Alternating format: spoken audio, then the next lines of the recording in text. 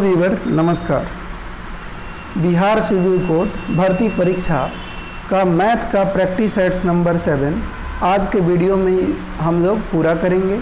इससे पहले already math का प्रैक्टिस सेट्स नंबर 1 से लेकर 6 तक इस चैनल पे अपलोड कर दिया गया है। यदि आपने उसको नहीं देखा है तो इस वीडियो को देखने के बाद आप उसको भी देख सकते हैं और अपनी तैयारी को मजबूती दे सकते हैं। साथ ही साथ प्लेटफॉर्म पब्लिकेशन का वॉल्यूम 1 प्लस वॉल्यूम 2 के सारे 22 वॉल्यूम 1 का और 22 वॉल्यूम 2 का प्रैक्टिस सेट्स भी इस चैनल पे अपलोड किया जा चुका है। बाकायदा उसका प्लेलिस्ट भी यहाँ पे बना हुआ है, आप उनको भी देखकर अपनी तैयारी और अच्छा कर सकते हैं। तो चलिए स्टार्ट करते हैं आज का video. Practice sets number math का 7 देखेंगे। फ्रेंड, वीडियो शुरू करने से पहले आप सभी से रिक्वेस्ट कि यदि आप इस चैनल पर नए हैं तो चैनल को सब्सक्राइब कर लीजिएगा। वीडियो को अंत तक देखिए, पसंद आए तो इसे लाइक कीजिए और अपने दोस्तों में ज़रूर शेयर करें। तो पहला क्वेश्चन देखते हैं क्या है। पहला क्वेश्चन कहा गया कि यदि 1120 डिवाइडेड बाई √p = 80 है तो p का मान बताइए।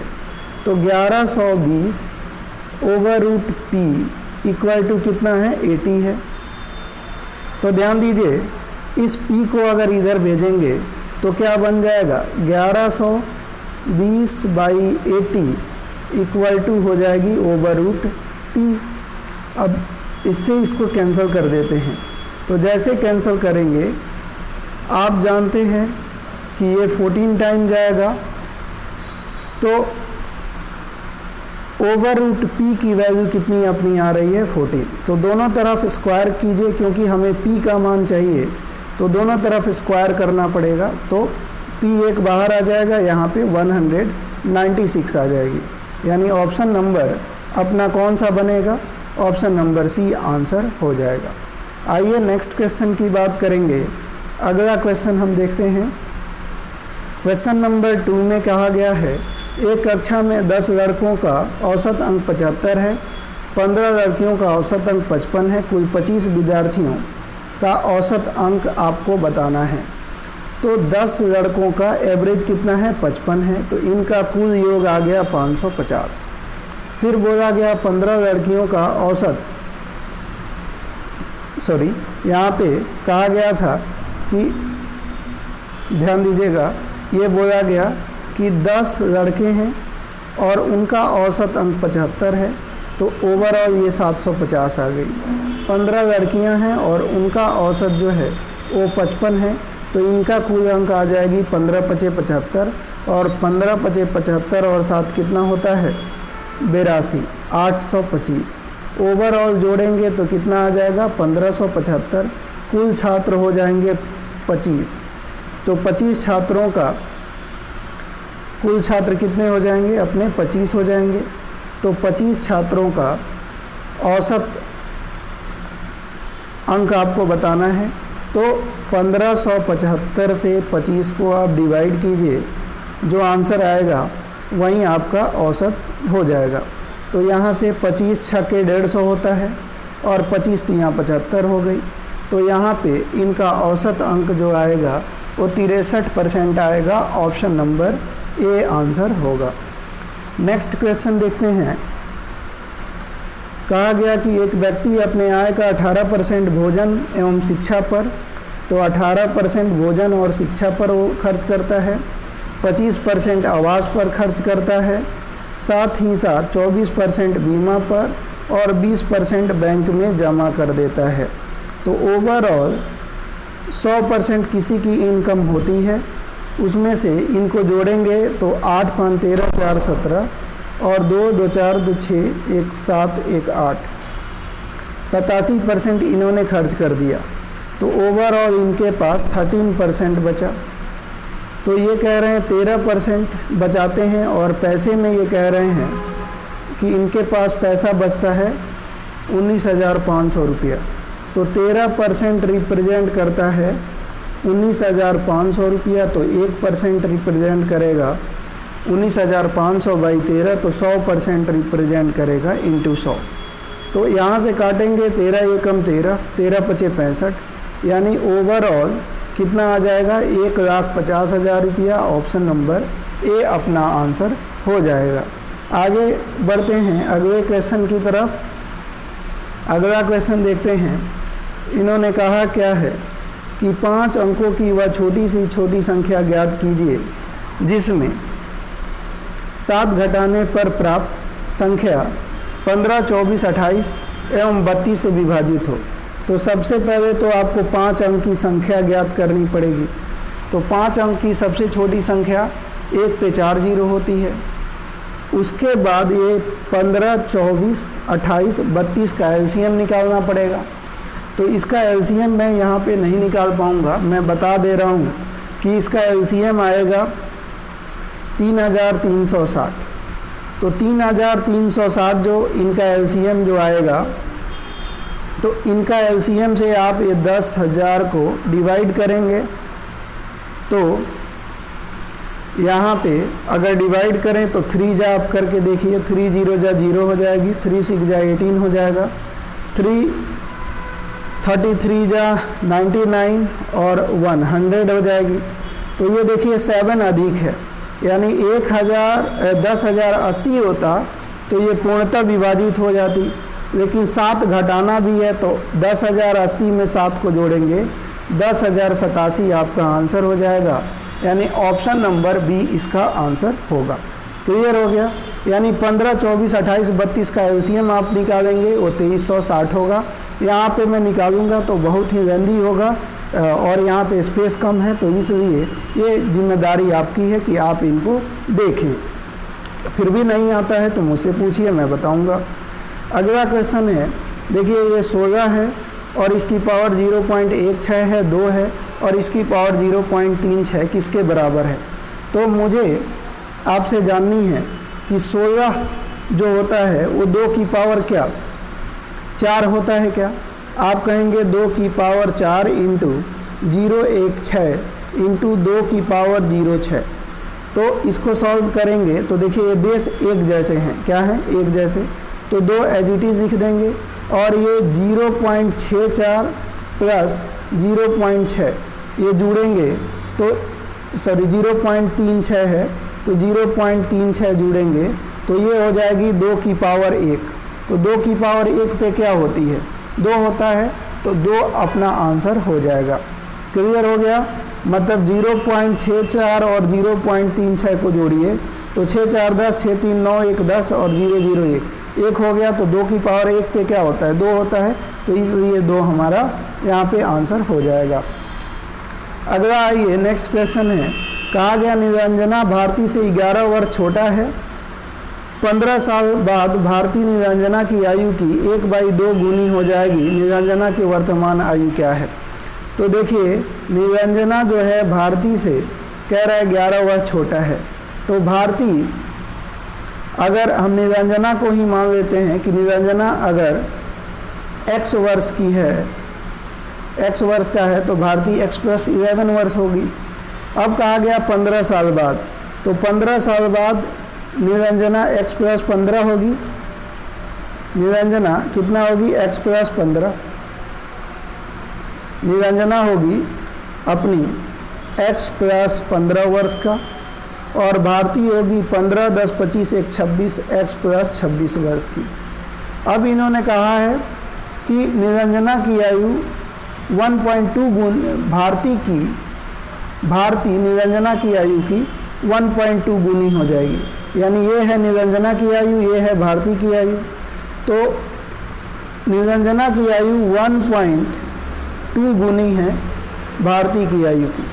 तो इनको सॉल्व करना है बस। तो 1.2 इंटू एक्स करेंगे तो 1.2x आ जाएगी। ये आ गई 1.2x। इस x को इधर करेंगे तो माइनस अपना -x आ जाएगा। फिर यहाँ पे 15 दूनी 30, 15 एकम 15 और 3 18, यानी 15 इंटू 1.2 करेंगे तो 18 आ जाएगा। तो 26 में से 18 को माइनस करेंगे तो कितना आना है,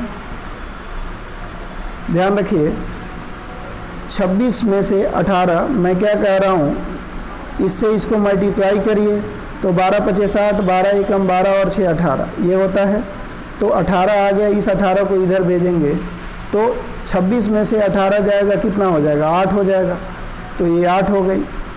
अब आप जो है यहाँ पे क्या हो जाएगा, 0.2x इक्वल टू 8, तो 80 divided by 2 equal to x हो जाएगी। इससे इसको कैंसिल कर रहे होंगे तो कितना आ जाएगा, 40। तो निरंजना की वर्तमान आयु पूछा गया है तो 40 है, और भारती का पूछा जाता तो 40 और 10 51। तो ऑप्शन नंबर अपना कौन सा आंसर हो जाएगा, सी आंसर हो जाएगा। आगे बढ़िए, अगले क्वेश्चन को देखेंगे। नेक्स्ट क्वेश्चन है, एक वस्तु 20 मीटर त्रिज्या वाले एक वृत्ताकार पथ पर 4.0 मीटर पर सेकंड की समान गति से चल रही है। इसके द्वारा एक चक्कर पूरा करने में लिया गया समय। तो ध्यान रखिएगा, एक चक्कर पूरा करने में अपने जो ये सरकमफ्रेंस यानी परिधि होती है उसके बराबर समय लिया जाएगा। तो ये परिधि क्या होती है, 2 पाई r। तो 2 पाई एज इट इज रखिए, और r है त्रिज्या है इसकी 20 मीटर डिवाइडेड, ये एक चक्कर में इतना दूरी तय करेंगे, और यहाँ पे चाल है 4 मीटर पर सेकंड। तो दूरी बट्टा चाल बराबर होता है समय, यही होता है। तो ऊपर वाला दूरी आ गई, नीचे चाल आ गया, तो ये क्या आएगा, समय आ जाएगा। तो समय की बात हम कर रहे हैं, तो 4 से इसको काटिए, तो 2 दूनी 4 और 2 दहाँ का 20, 10 पाई अपना आंसर आ जाएगा। तो 10 पाई सेकंड कौन सा है, तो ऑप्शन नंबर डी है, तो डी आंसर हो जाएगा। ध्यान रखिएगा, जल्दबाजी के चक्कर में ये 10 सेकंड भी दिया हुआ है तो ये नहीं लगाना है, आपको ऑप्शन ध्यान से देखना है। आगे देखते हैं, अगला क्या है, कहा गया कि एक समचतुर्भुज की भुजा की लंबाई ज्ञात कीजिए। इसका क्षेत्रफल 6 सेंटीमीटर स्क्वायर है और विकर्णों की लंबाई 7 सेंटीमीटर स्क्वायर है। तो समचतुर्भुज ये कुछ इस तरह से है, ये अपना समचतुर्भुज है। तो समचतुर्भुज का क्षेत्रफल होता है हाफ d1 इंटू d2, यानी हाफ और विकर्ण 1 इंटू विकर्ण 2 बराबर क्षेत्रफल दिया हुआ है 6 सेंटीमीटर स्क्वायर। इस 2 को इधर भेजेंगे तो 12 हो जाएगा, और d1 की वैल्यू 7 है तो 7 इंटू d2 हो जाएगी। तो 12/7 ये d2 की वैल्यू आ गई। अब देखिए, एक फॉर्मूला होता है, इन्होंने पूछा है कि भुजा की लंबाई, तो अगर d1 d2 पता हो तो भुजा की लंबाई बराबर होती है, भुजा यानी साइड बराबर होता है हाफ, और ओवर रूट d1 का स्क्वायर प्लस d2 का स्क्वायर, ये होता है। यहाँ से भुजा हम निकाल पाएंगे, तो हाफ का हाफ हो जाएगा, और d1 कितना है, 7 है, तो 7 का स्क्वायर 49, और d2 है 12 का स्क्वायर 144, और डिवाइडेड बाई 49 हो जाएगी। अब केवल और केवल इनको आपको जोड़ना है। क्या करना है, इनको जोड़ेंगे तो ये ऊपर मैं लिख रहा हूँ, यहाँ पे साइड बराबर हो जाएगी 2545, कितना आ जाएगा, 2545 डिवाइडेड बाई 49। जब इनको इनसे काट पीट कर रहे होंगे तो 51.3 समथिंग आ रहा होगा। तो ये देखिए, ये किसके नज़दीक है, ये 7 का स्क्वायर है। तो आप यहाँ पे मान लीजिए हम 7 ऊपर से निकालेंगे लमसम में, तो 1/2 यहाँ पे है, और 7 से इसको करेंगे तो कितना आएगा, 3.5 या 6 के समथिंग आएगा। तो 3.5 या 6 यानी ऑप्शन नंबर बी अपना आंसर हो जाएगा। अगले क्वेश्चन की तरफ बढ़ते हैं। अगला क्वेश्चन देखेंगे, क्वेश्चन थोड़ा सा बड़ा है, ध्यान से पढ़ते हैं। कहा गया पाइप ए 1.5 घंटे में एक खाली टंकी को भर सकता है, जबकि पाइप बी 2.4 घंटे में एक भरी हुई टंकी को खाली कर सकता है। जब टंकी खाली है तो पाइप ए 1 घंटे के लिए चालू रखकर बंद कर दिया जाता है। अब पाइप बी 1 घंटे बंद कर दिया जाता है। टंकी पूरी पाइपों को वैकल्पिक रूप से प्रत्येक समय 1-1 घंटे के लिए खोला और बंद किया जाए तो टंकी को भरने में कितना समय लगेगा, ये क्वेश्चन पूछा गया है। तो चलिए हम जान लेते हैं कि टंकी को भरने में कितना समय लगेगा, इनको जानते हैं। तो सबसे पहले हम ध्यान देंगे कि पाइप ए, कौन सा पाइप, पाइप ए के बारे में कहा गया कि पाइप ए जो है वो अकेले टंकी को 1.5 घंटा यानी 3/2 घंटे में भर सकता है। पाइप 2 की बात करें तो वो कह रहा है 2.4 घंटे में खाली कर सकता है, यानी 24/10 घंटे में खाली कर सकता है। तो इन दोनों का टारगेट अगर निकालें तो 3/2 और 24/10 का एलसीएम निकालना पड़ेगा। तो जब फ्रैक्शन का एलसीएम आपको निकालना हो तो ऊपर वाले यानी जो अंश दिए होते हैं यानी न्यूमरेटर जो होते हैं उनका आप एलसीएम निकालते हैं और नीचे वाले का एचसीएफ निकालते हैं। तो 2 और 10 का एचसीएफ 2 हो जाएगा। तो ओवरऑल ये 12 यूनिट इसका टारगेट हो जाएगा, यानी ये काम है 12 यूनिट करना है।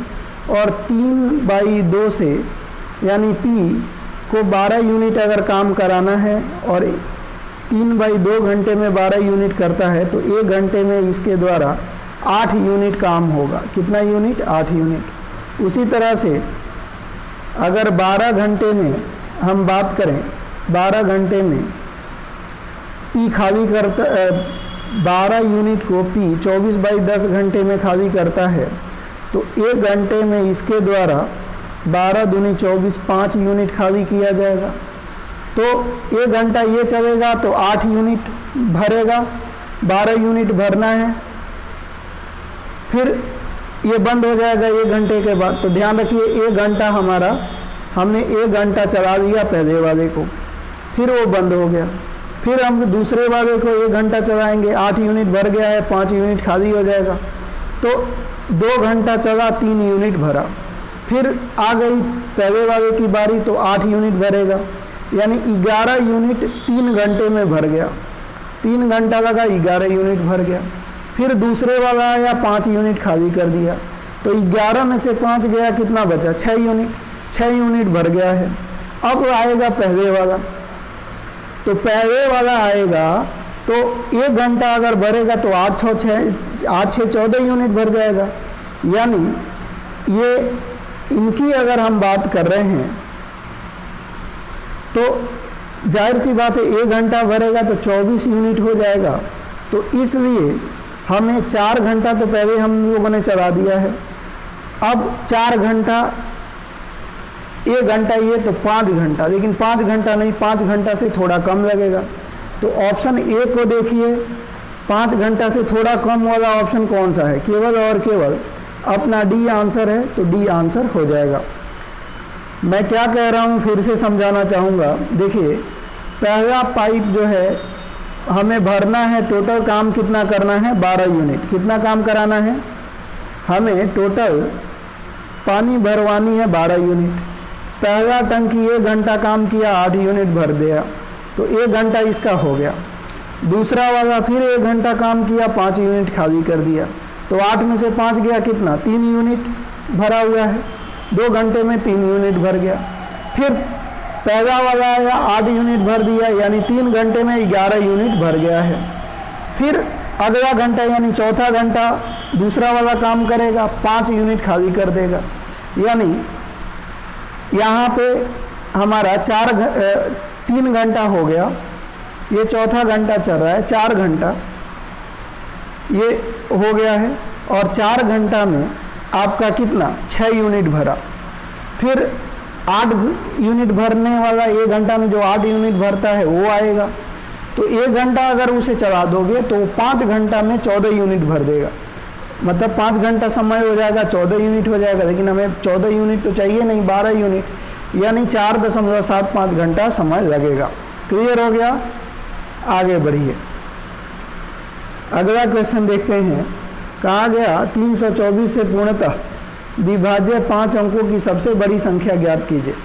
तो 324 से पूर्णतः विभाज्य 5 अंकों की सबसे बड़ी संख्या, तो 5 अंकों की सबसे बड़ी संख्या 9, 5 पहले लिखिए, ये हो गया। अब 324 से विभाजित कीजिए, तो यहाँ पे अगर 3 जा करें तो 972 हो जाएगी। 12 ये 9 में से 7 गया, 9 में से 2 गया 7, 9 में से 7 गया 2, ये कट गया, ऊपर से आएगा 9, छोटा पड़ जाएगा 0 लगाइए, और फिर इसको 9 से रखिए, ये 9 यहाँ रखिए। अब 9 हम नहीं कर सकते, 8 करना पड़ेगा, तो 8 चौक 32, 8 दूनी 16 और 3 19, 8 फिर का 24, 1 25, 2592 हो जाएगा। तो 8 दफ़ा रखेंगे और यहाँ पे आ जाएगी 2592। तो 9 में से 2 गया कितना 7, और 9 में से 9 गया 0, 7 में से 5 गया 2, 207। यानी ये 9 9 9 9 9 जो 5 बार 9 था, इन 5 बार 9 में से आपको कितना घटाना है 207। 5 बार 9, 5 बार 9 है 1 2 3 4 और 5, इसमें से क्या घटाना है 207 को घटाइए ज़रा। तो 9 में से 7 गया 2, 9 में से 0 गया 9, 9 में से 2 गया 7 और डबल 9, तो 99,792, यानी ऑप्शन नंबर बी अपना आंसर हो जाएगा। क्लियर? आगे आइए, नेक्स्ट वही क्वेश्चन है 99,792। अगला देख लेते हैं 11 के बाद।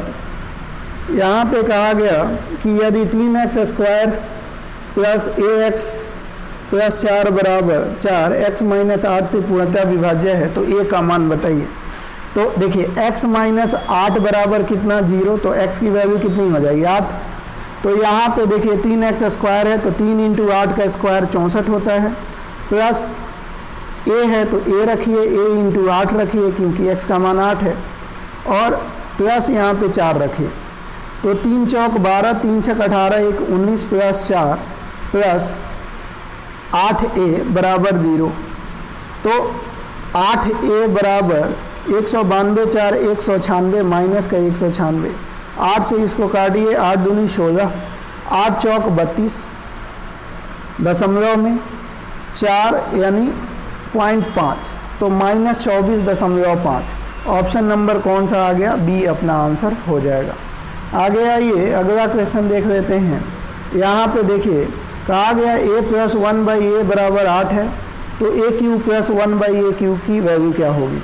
तो ध्यान में रखिएगा, पहले मैं इसको बेसिक से बता रहा हूँ, फिर सेकेंडों में आपको बताऊँगा कि सेकेंडों में कर पाएंगे। तो ध्यान रखिएगा, a plus 1/a equal to 8 है, क्या है 8। तो दोनों तरफ क्यूब करेंगे, दोनों तरफ हम क्या करेंगे, पहले क्यूब करेंगे इनका, इधर भी क्यूब और इधर भी क्यूब, तो ये हो जाएगा a का क्यूब प्लस b का cube plus 3ab into a plus b, ये होता है बराबर 8 का क्यूब कितना 512। अब देखिए a और a कैंसिल हो जाएगा, 3 8 24, ये 24 हो गई, 24 इधर आएगा तो माइनस में हो जाएगा, यानी ये हो जाएगा 488, जो कि आपका ऑप्शन नंबर सी हो गया। क्लियर हो गई, ये आपको फॉर्मूला मैंने बता दिया। आगे इसको शॉर्ट तरीके से आसान से चंद सेकेंडों में कैसे करेंगे वो भी देख लेते हैं। ध्यान दीजिए, जब आपका कहीं पे भी a plus 1/a equal to k given हो, क्या दिया हो बराबर k अगर दिया हो, तो अगर आपसे बोला जाए, आपसे पूछा जाए कि a³ क्या पूछा जाए, a³ प्लस 1/a³ की वैल्यू बताइए, तो कुछ नहीं करना होता है, ये जो k दिया होता है उसका क्यूब कीजिए और -3k कर दीजिए, बस इतना करना है। तो यहाँ k की वैल्यू कितनी है 8 है, तो 8 का क्यूब कीजिए 512 -3 और k की वैल्यू 8, तो 24 घटा दीजिए, तो 512 - 24 बराबर कितना होता है 488। तो बस आंसर आ गया 488, ऑप्शन नंबर सी। क्लियर? आगे आइए, अगला क्वेश्चन है, कहा गया यदि 2 पुरुष अथवा 3 महिलाएं किसी कार्य को 30 दिन में पूरा कर सकती हैं, 6 पुरुष 1 महिलाएं उसी कार्य को कितने दिनों में पूरा करेंगे? तो ध्यान रखिए, यहाँ पे 2 पुरुष और 3 महिलाएं जो है, 2 पुरुष बराबर 3 महिलाएं यहाँ पे दिया गया है। 2 पुरुष से कराइए तो भी काम 30 दिन में होगा, और 3 पुरुष से कराइए, 3 महिला से कराइए तो भी काम 30 दिन में होगा। तो 2 पुरुष बराबर 3 महिलाएं, तो 1 पुरुष बराबर 3/2 महिलाएं, या उल्टा भी सही है कि 1 महिला बराबर 2/3 पुरुष। क्लियर? ये बातें ध्यान रखना है। अब कहा गया कि 2 पुरुष किसी काम को 30 दिन में कर सकते हैं, तो 2 लोग मिलकर किसी काम को 30 दिनों में करते हैं, तो 1 लोग उसको 60 दिनों में करेंगे। कितने दिनों में? एक व्यक्ति उस काम को अकेला अगर करेगा 2 लोग 30 दिनों में, तो एक व्यक्ति उस काम को 60 दिनों में करेगा। इनका टारगेट है 60, यानी हर एक दिन 1-1 लड्डू बनाएगा, 60 लड्डू 60 दिन में बना देगा।